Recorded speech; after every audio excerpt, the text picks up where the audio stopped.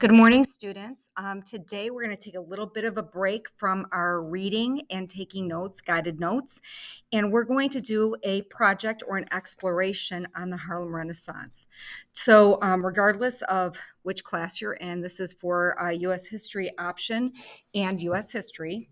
You're going to go to Unit 2A, which is our first unit of this semester on Schoology. Scroll down to the Harlem Renaissance Exploration. When you come to this folder here, you'll see this video will be posted, but you'll open up the slideshow presentation, and this is what you're working on, and this is what you're turning in. Everyone has their own copy, and these video instructions will be also linked here so that you can access it both on Schoology, and you can also access it here in here in the PowerPoint presentation or the Google Slides presentation.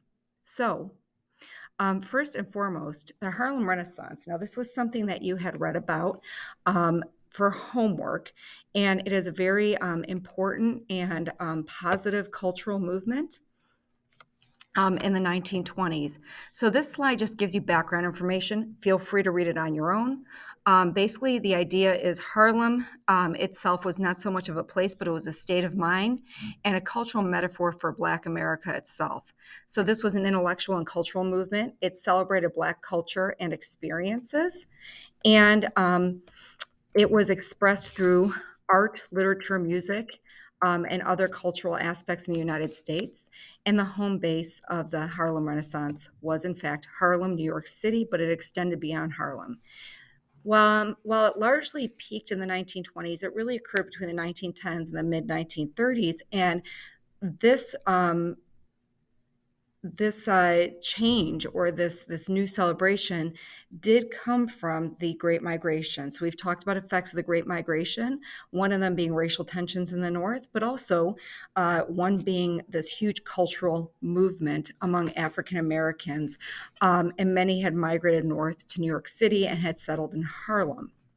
So this next slide you can read on your own. You do not have to click on this here and read the article, but this gives just, again, details about the Great Migration and some more details about the Harlem Renaissance.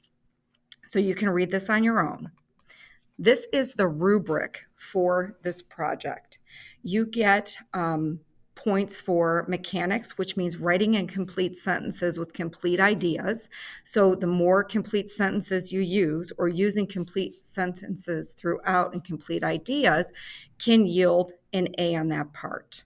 If you write in fragments, you can only get the most points would be a C. Content quality means that you are communicating information and ideas in a way that are clear. So using complete sentences, using clear ideas. And then content 2 is completing a detailed analysis of the work or answering the questions thoroughly about each artist, poet, or performer. And then also you get points for completions. If you do all slides, you can get an A on this. If you do one artist slide completed per category, so 3, and doing slide 5, you can get up to 80%. If you just do one of each artist slide, a artist, a poet, and a performer, you can get up to a 70%. So you get points or increase your value based on using complete sentences, clear communication of your ideas, and then also an analysis of the work that each artist did, and then also completing all parts of the assignment.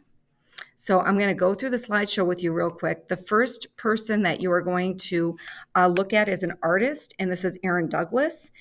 And there are questions that you are going to answer. So you click on his portrait, and then there's going to be a website. This website, you will pick one of the paintings from Douglas that draws you in, that you find that speaks to you. Copy and paste the artwork here. You can resize it. And then you're going to look at the art and answer these 2 questions in complete sentences. I put a little reminder here what a complete sentence is. So the question here says, what do you think Douglas is trying to communicate with this artwork? What do you see in the artwork that makes you say that? So a complete sentence would start with, Douglas was trying to communicate, and then your thoughts. Um, the second question is, what feeling or mood do you see in this artwork? So your complete sentence would be, the feeling or mood I see in this artwork is, and what elements of the artwork make you feel this mood? An element would be colors, textures, mediums, that it being paint, or if it was, with a charcoal pencil. So what gives you that feeling from that piece of art? You're going to do this for the second slide also. This is for Jacob Lawrence. So these two, if you want an A, you have to do them both. If you are going for the B or the C, you have to choose one. This slide, you go to this link here and open it up, and you are going to document two different pieces of artwork, and you're going to compare those pieces of art. Okay, you might want to do this one last, but this is one that you have to do if you want an A or a B. Then scrolling down, you're going to look at poetry.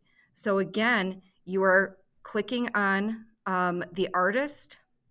Let's see. And opening up and picking a piece of poetry, copying it here, and then responding or reflecting to it here. Again, complete sentences. This poem is about, and a summary of the poem. I think the title of the poem means, and give your analysis of it, et cetera, et cetera. Again, if you want an A, you do both Hughes and Claude McKay. If you want a B, you do one of them, or C.